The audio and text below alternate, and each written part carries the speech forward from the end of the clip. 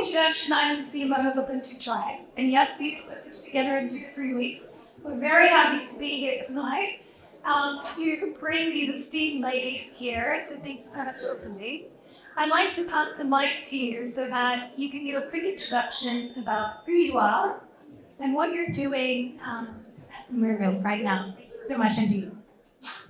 Good evening, everyone. Oops. I know we're standing in between you and the parties, trying to make this efficient.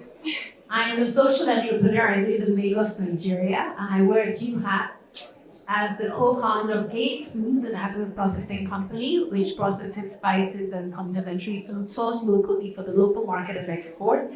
Sahel Consulting, which works across Africa in the agriculture and nutrition landscape, and African Food Changemakers, which is envisaged as a digital home for million entrepreneurs and not only enable these entrepreneurs to scale, to nourish Africa, but also to change global narratives. It's a pleasure to be here. Let's give her a round of applause.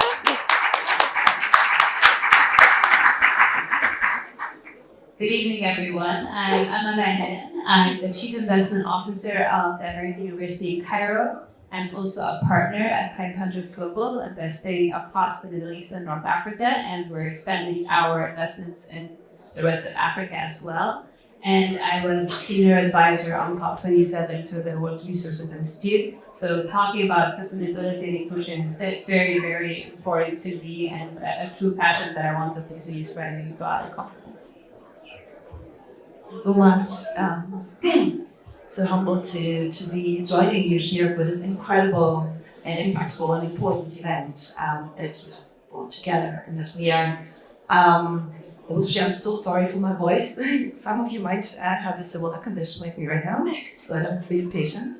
My name is Dr. Tatiana Tarnowski since 3 months. I'm the Chief Strategy Officer and co-founder of Leaders on Purpose. Leaders on Purpose is a global platform that works with heads of state and multinational CEOs and regional CEOs to transition to the purpose-first economy. We started out as a research initiative and as part of the private sector engagement strategy of the World Bank many years ago, and today really work on the incentive structures for those economic systems that we see can support us transitioning into a global economy and regional economies that can actually drive value for everyone and help us as well in the greatest tipping points of our time. Many leaders from Africa are part of our community, and I'm excited to share all the work that we're doing together, and thank you so much for having us. Wow, that's so impressive. Thank you so much, ladies. I feel like even the representation that we have here on the stage is literally diversity at its finest. I would love to understand from your experience in Ndidi, like what the work you're doing in Africa right now, how do you see that extending in principle and how that could scale perhaps from that the agricultural perspective? This is a key topic right now. So I'd love to know what learnings that we could take from what you're applying. Thank you so much. So I'll take it from 2 lenses. When we started African Food Changemakers, we recognized that many entrepreneurs are working in isolation. They don't have data, funding, and they're not armed with the skills to scale their businesses. So we decided to create a one-stop shop to fill this gap. And last year, we actually implemented 2 exciting programs, the first of their kind in Africa. One called Brace, which enables our entrepreneurs in the food and agriculture landscape to go through an e-learning course where they equip themselves to become climate resilient, climate champions, and to take advantage of climate financing. We've reached 1,000 entrepreneurs, and through our technology platform, are going to be reaching 3,000 this year. So technology allows you to scale really quickly. We also launched a Scaling Up Export program to enable our entrepreneurs to trade amongst themselves and to trade with the rest of the world. And then we launched a Leading Women in Food Fellowship to amplify the voices of amazing women who are disruptors, ecosystem enablers, game changers in the food and agriculture landscape. And it's been phenomenal to celebrate new voices and create platforms for women, because women play a critical role in the food and agriculture landscape, and oftentimes they're seen as primary producers or retailers in open air markets. But we need women who are financing. We need women who are telling the stories, and they are there, but their voices and their faces need to be known by the world. So that's what we're doing around sustainability and inclusion. But what's relevant to the folks here in Davos? There are two things, and that's why I'm really excited about Ubuntu. When I started African Food Changemakers, I recognized that the face of Africa globally was a hungry child. And that when people would see me, they would say, oh, my mom used to say, finish your dinner. There are starving children in Nigeria.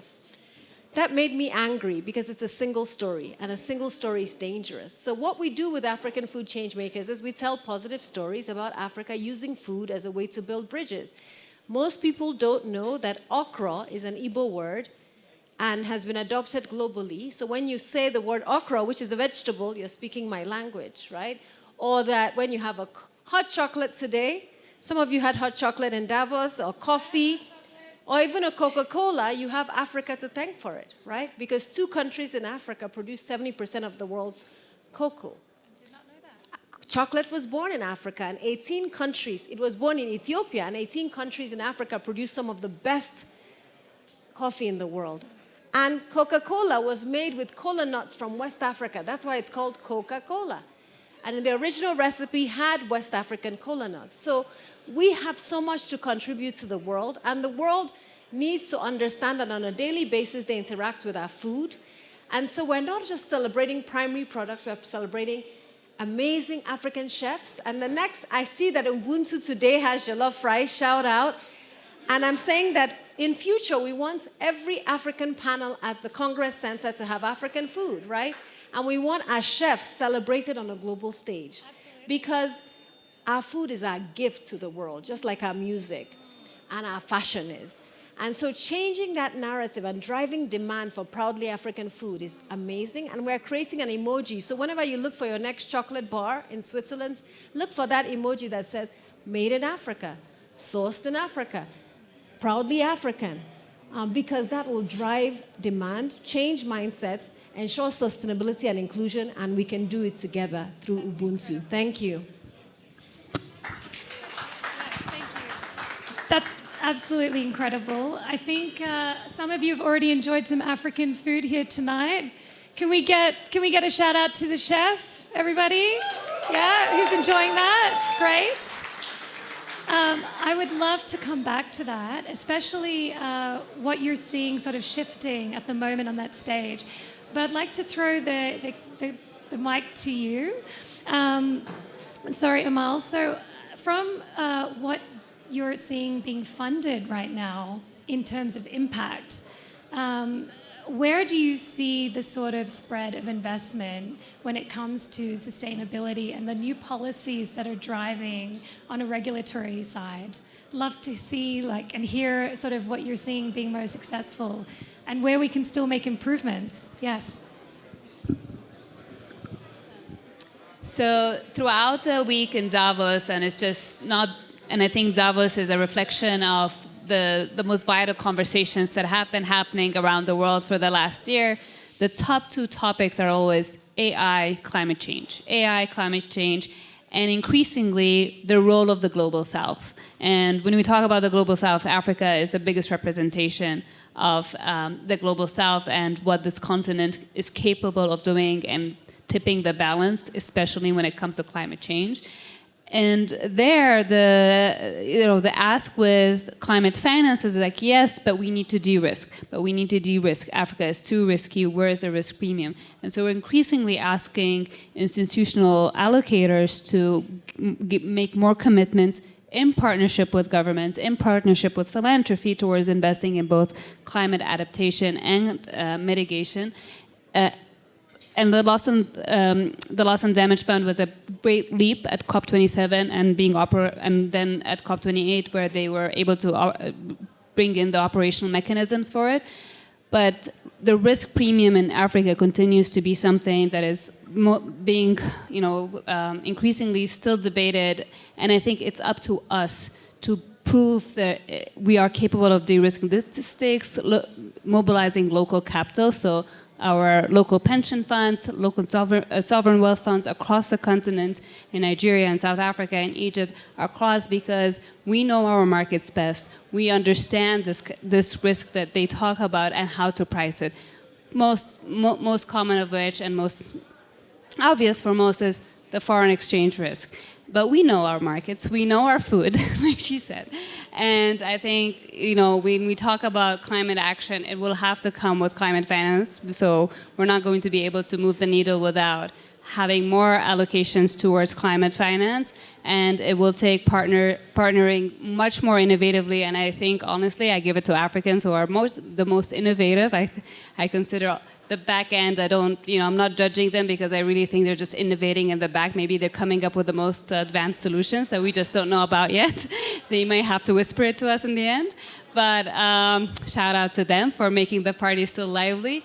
And I think we'll have to get increasingly more innovative, both with the solutions and the finance products that de-risk this perception for other investors as well. Tatiana, I would love to talk about leaders on purpose. You're working across the globe with so many different countries and nations that are trying to mobilize change behind this topic. I'd love you to throw a little bit of light to what are the difficulties that you see culturally that can drive this change, or that is a barrier to this, to what you're doing in your work, and where can we open the floor a little bit?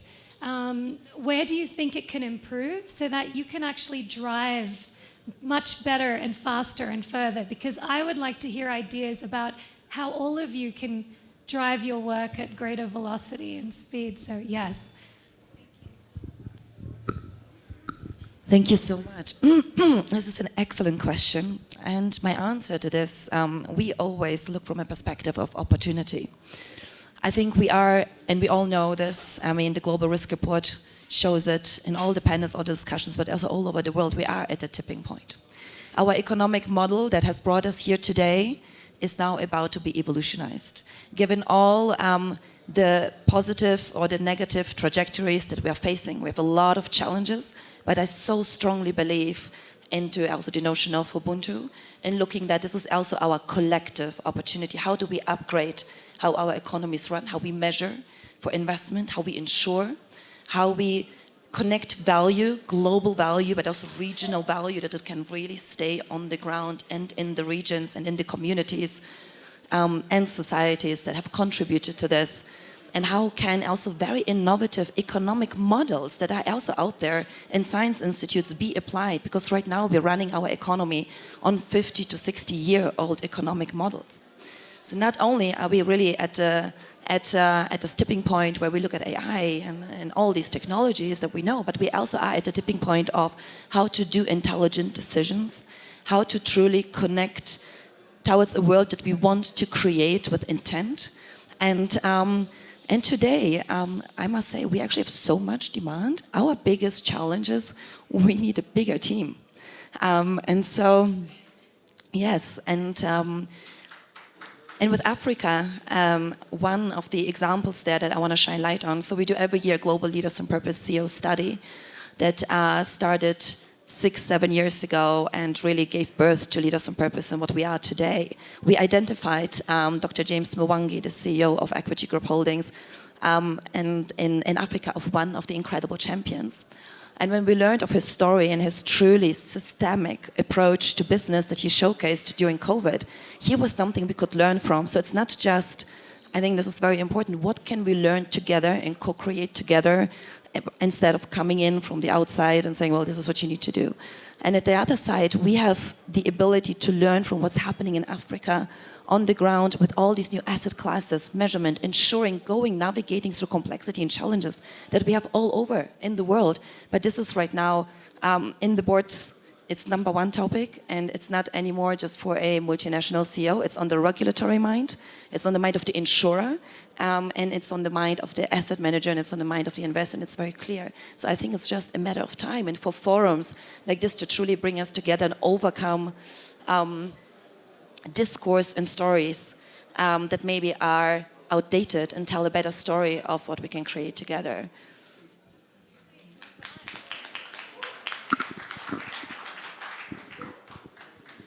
I just want to commend you because I know in different environments, being an entrepreneur and sort of driving your work, there is different adversity that you face as leaders in your space. If I can ask you to share something, professional or personal, as you like, about some of the change that you've seen in your journey, in your personal, like your professional development, that maybe the audience here, because they're now being quiet, which I'm so impressed, if you would like to maybe share just a comment about something that you've developed and you've learned on your journey that you think could be helpful and insightful for other people looking to follow your line. Okay, thank you. Wow, that's a loaded question for 10 o'clock at night, whatever time it is. But I would say there are two things I've learned. I've learned the importance of humility in leadership. I think as a woman entrepreneur, oftentimes you're underrated when you walk in the room. As a black woman entrepreneur, you're even underrated more. But if you have the humility, you stoop to conquer because you are willing to learn, give others the space, and then surprise them with your resilience and vision. The second is really the tenacity. So when you often tell people that you have a vision for 1 million entrepreneurs, right? Or that you have a vision to, my first organization was called Leap Africa, that we want to be across Africa, inspiring young people to become change agents. And I was 28 at the time. Most people tell you it's not possible. Who's going to fund you? Who are you going to partner with? And I think that's the tenacity and the resilience of the Nigerian, the African, and a faith-based person who believes that in the impossible. And if you want to live in Africa, and in Nigeria in particular, I've lived in Nigeria for 20 years now, it's not easy, but every day we wake up and we realize we can achieve the impossible because of who we are, because of the legacy we're leaving behind, because of those who have paved the way for us, the ancestors who have fought for us, but also because our children and grandchildren will hold us accountable for the decisions we take today. And that's what gives me the fire in my belly every day. Thank you.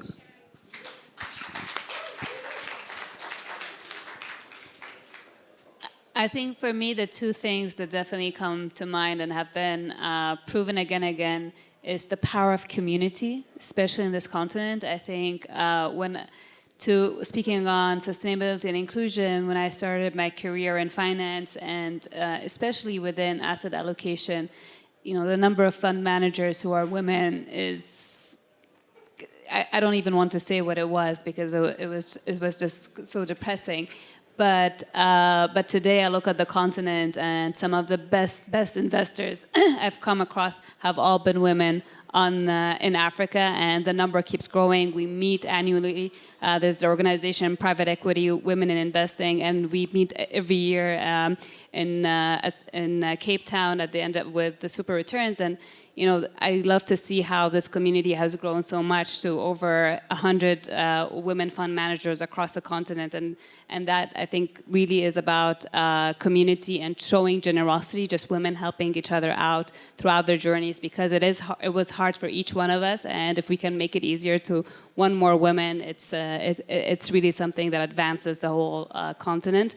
The other thing is resilience. I think the continent is extremely volatile, and we've been through so much, and this is what makes it exciting. It is what brings the fire in my belly. And I think with that volatility, with this passion, with this liveliness, there's also the resilience to come back up stronger every time we've been hit with something, and we come out stronger every time. Well, wonderful. Yes, I couldn't agree more. I studied mathematics, and at my university, I was 1%. And this has continued for quite a while in my professional career until I found my community, right? So I really think one thing is believe in yourself and believe in your vision, because truly everything is possible. When we enabled a global leadership letter to be launched 3 years ago in the Financial Times New Agenda all over the world, when the whole world was speaking about build back, we were saying, no, build better. This is not the time to build back. And we had all these leaders sign up. 2 years later, 29 countries starting to work on that. We only found out like 2 years later about this. So everything is possible. And this brings me to embracing uncertainty and complexity. It needs resilience and tenacity, your community, your family, your friends, and the examples out there. But uncertainty is something that I think has also a little bit of a negative story out there. Uncertainty just means things will be volatile, so yes, they can go into a negative direction, but they can also go in an up direction. And you cannot diversify uncertainty away. So you embrace yourself to really make strategic decisions under uncertainty and trust. And have, trust in your energy and in your vision that you're holding, because if you can imagine it, you can create it.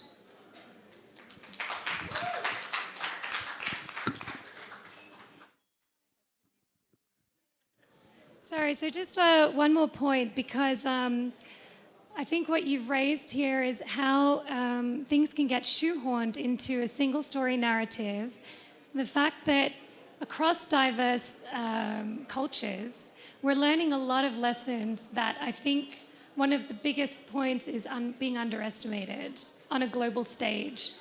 And that's why part of Africa House and Ubuntu Tribe and elevating these stories of like the good news that's coming out of North Africa, Nigeria, one of the fastest growing youth populations, incredible adversity and amazing talent, and also this global stage of leaders on purpose, like driving change at, you know, government level. And I would just like to maybe ask one word that would summarize your experience at Davos so far, and maybe, just maybe something that you would like to say that, you know, resembles Ubuntu for you. Sorry, I'm putting you on the spot, aren't I?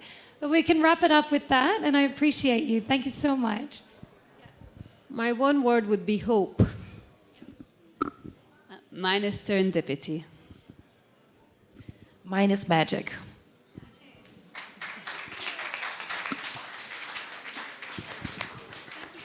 Thank you so much, ladies.